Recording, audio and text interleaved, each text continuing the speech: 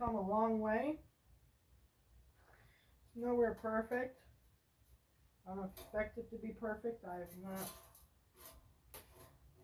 I'm no gas tank welder. I mean, I'm not even a welder, but I just do it as a hobby, as you see, and just learning on the way. But we got some people with egos that like to talk crap about my welding, and it's like, first of all, what is so messed up in your life that you gotta go on some random YouTube channel or a video that was recommended to you and talk garbage on some person's welds?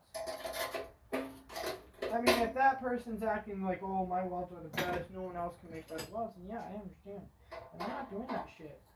I'm just living my day, minding my own business. And I got some guy that wrote LFMO, laughing my ass off, basically, is what that stands for. And it's like, what the heck, guy? Or girl. But it's I mean, yeah.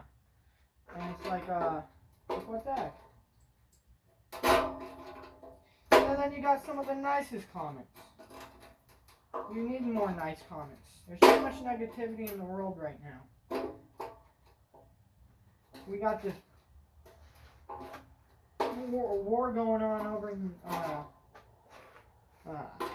Israel and Ukraine, and we got Joe Biden ruining our country and wasting our tax dollars. Like,